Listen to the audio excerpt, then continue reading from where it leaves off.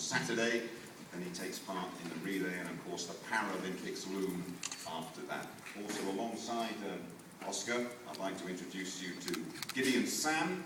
Oscar, of course, is doing his stuff for South Africa, and Gideon Sam is the president of Team South Africa. And Gideon, if you would get us underway with a little statement, in particular about this man alongside us. Well, thank you very much. Gideon Sam is my name, head of the NOC in South Africa. And as a sports movement, most of you sitting here know that we've got a long history in the sports movement in South Africa.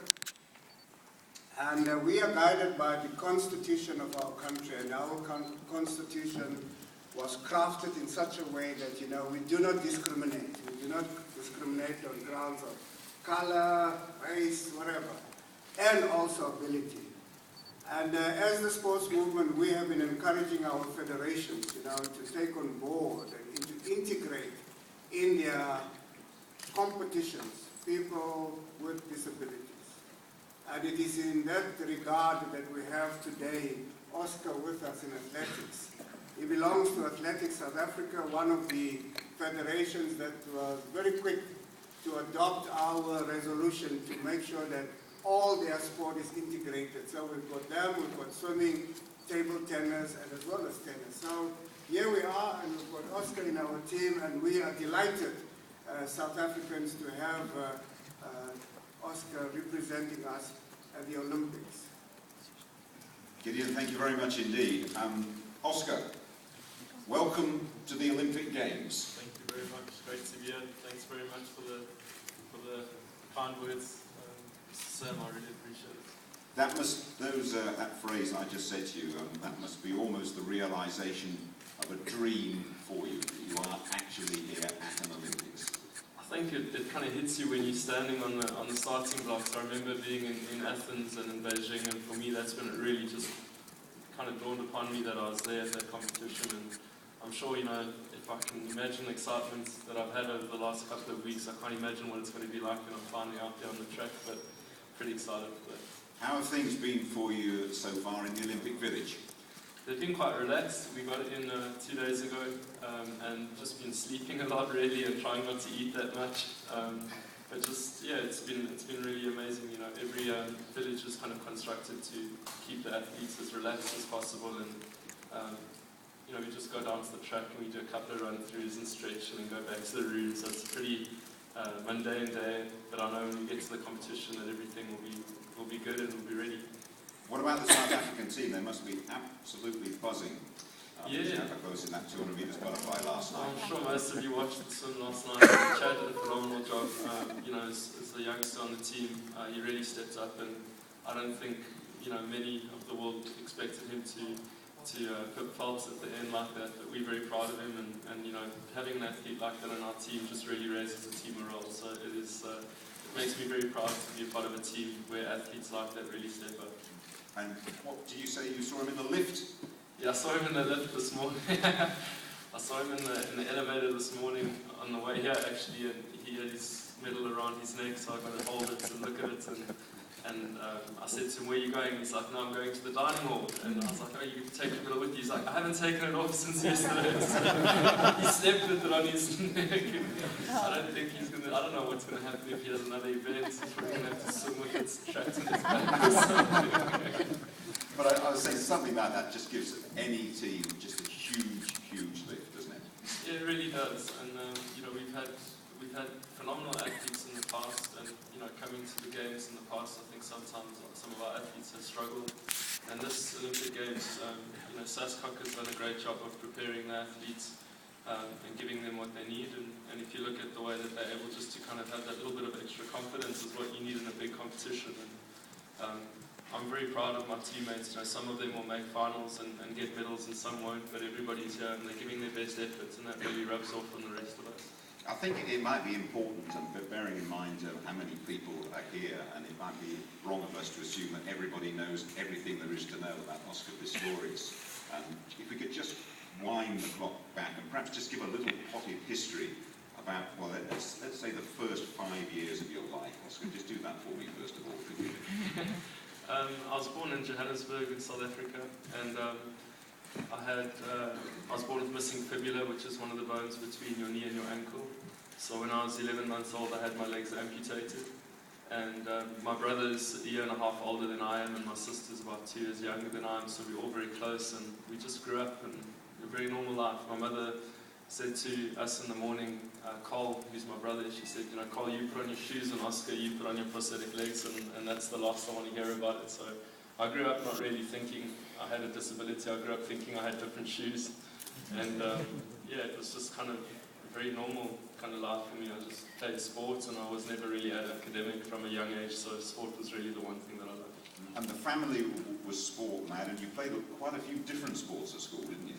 I played pretty much every sport that the school had to offer, and I was never great at any of them. I mean, I really just enjoyed sport, and you know, my parents, my mother in particular, always said to us, you know, the one thing she always said was, a loser isn't the person who gets involved and comes last, but it's the person that doesn't get involved in the first place. And so that really rubbed off hard on us, and we love sport. I mean, you know, if we didn't succeed the first time, we tried again and again, and sometimes we got it right, and most of the time we didn't, but we had a good time as kids. And you know, South Africa is a nation sport crazy, and our family's a step above that. So yeah, we grew up being very active. And it's fair to say that you moved to track and field because of a rugby injury. Yeah, in 2003 I was playing a high school rugby game, and I was playing on the wing, and I had a kind of a late pass. The ball came very high, and as I caught the ball I got tackled, and I hurt my knee, and it was fairly late in the afternoon, and the big school fixtures have got beer tents, so all the fathers had a couple of beers, and they were kind of shouting, you know, walk it off, you know, don't be so soft. So I got up and I was limping on my knee, and I was thinking, okay, you know, usually when something looked amiss or my ankle looked like it was twisted, it was a matter of filling out a medical aid card and I'd get my leg back 2 days later. But this, I could really feel wasn't going to be 2 days. And what happened was I went through a couple of months of sports rehabilitation. And then in January 2004, I met up with a gentleman called Ampilo, Abraham Lowe. He's been my coach ever since, and he's coached several top Paralympic sprinters in the past, and South African hurdle champions, and I've learned a lot from him, and I'm still learning quite a bit, so I've been very blessed to have a good team around me, and I've been with him since the beginning. And as soon as you got on the track, almost January 2004, you were very, very quick. Yeah, so well, thanks. I started running, and 3 weeks after I started, I broke my first Paralympic 100-meter record.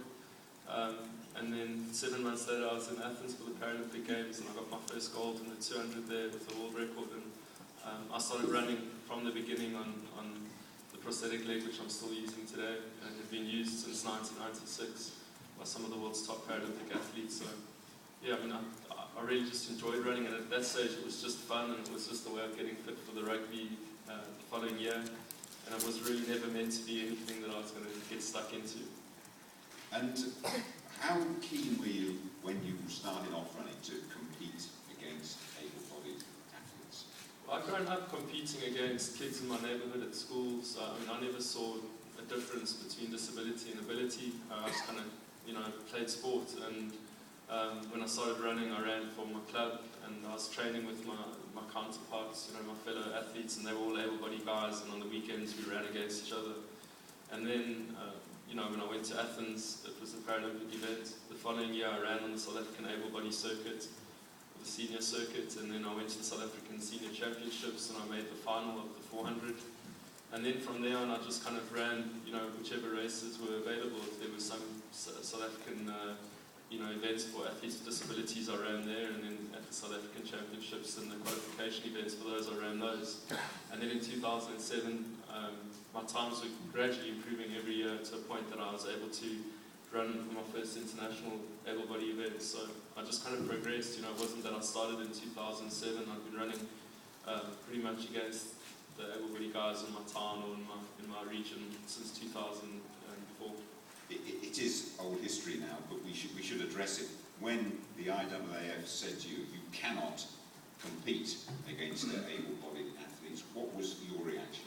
I was obviously downhearted, and I think, you know, I told a lot of the media that's here today how I felt, and you know, it was a big, we were taken quite aback because athletes had been using the same leg that I was using since 1996 of the top Paralympic athletes, and there was never an athlete to run close to the times that I was running on the 400.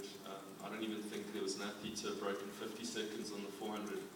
And I was thinking, well, if this leg provides such an advantage, then how come everybody else isn't running the same times?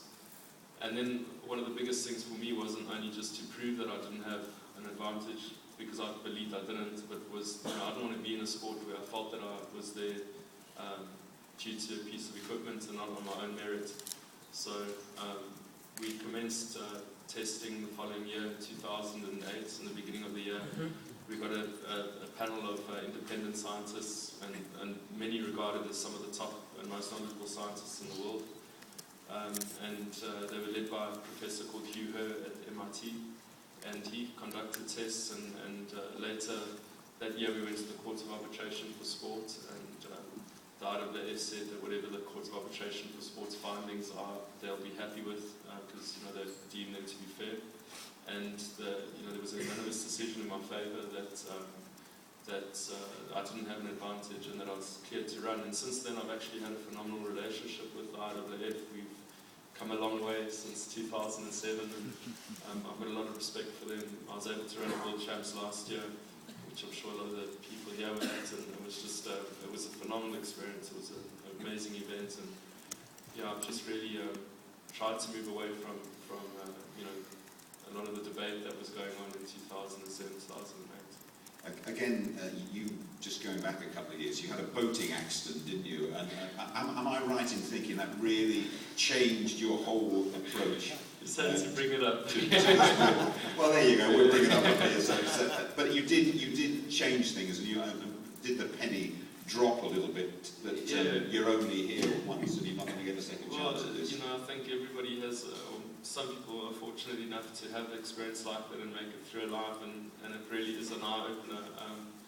I was training very hard before that year, and I'd given my career, I was quite serious about it, but after my boat accident, it just opened up quite a bit. It was in the pre-season in 2009, and I hit a pier that was under the water, and I broke a lot of bones in my face, and I was in hospital for quite a while. And when I had to get back on the circuit, I was just, out of shape, because I was off training for nearly 2 months, and it was just very difficult. And I just thought, if this is what my career is going to be about, then I either need to step up and take things very seriously, or not do them at all. And there were aspects, I think, of my life that I was maybe being a bit reckless on. I grew up racing motorbikes. I had some super bikes that I used to race and often crash on the weekend on the track, and it just wasn't the smartest thing. So I cut out all those things and just really reassessed where I was going. In my 2010 season, I ran a personal best. Last year, I ran a personal best. And every year has just been about, keeping my head down and researching the best ways to train, the best ways to diet, the best ways to recover. And I believe, that I've been given a wonderful talent, and I don't want to look back one day and think that it went to waste. You're just fractionally over 45 seconds at the moment for your personal best. Would you expect to break that 45-second barrier here? I'd love to. I'm in good shape. I feel very strong. I've had a good season. I struggled a little bit in the beginning of the year, just to get into rhythm, but I've ran some really good races. We ran African Championships a couple of weeks ago, where I got stronger and stronger throughout the competition. So if I look at the Olympics, I'm really hoping to at least make a semi-final, and if I can run a personal best, it would make me unbelievably happy. How are you going to balance up the Olympic Games, where you're obviously going to have the 4x4 as well, with the Paralympics that is looming around the corner? Yeah, I think it's a question I've been asked is, how can I peak for both? And first and foremost, I'm a 400-meter athlete, so I have the world record in the 100, which I still really love at the Paralympics as a double amputee. But there are a lot of guys that are focused. There's a kid from Great Britain, Johnny Peacock. There's Jerome Singleton, who beat me last year at the World Championships on the 100. There's my fellow countryman, Arnaud Ferry, who's very quick. So the 100, I've lost 13 kilograms since Beijing, which is some of it's muscle as well, but more focus on the 400. It is my stronger event. So it's going to be a very big challenge for me to dominate that event, but to keep focused for 400, My coach has done a great job. Last year we ran quick times in May, and we maintained those all the way through to September. So, you know, we've got a good month and a half that we can be on top form, and I believe I'm at that period now. So I'll be back here at the end of the month and hopefully defend those titles as well. We've only known each other about half an hour, but you've got a lovely twinkle, a lovely smile almost on every answer. Perhaps I'm asking silly questions, I don't know. but how important is a sense of humour in your life for you? Yeah, it's very important. I mean, you know, we're serious most of the time, and I think the people around us get a bit sick of us. I can see Kevin laughing in the front chat, and he's a journalist I've known for a very long time, and he's got a great sense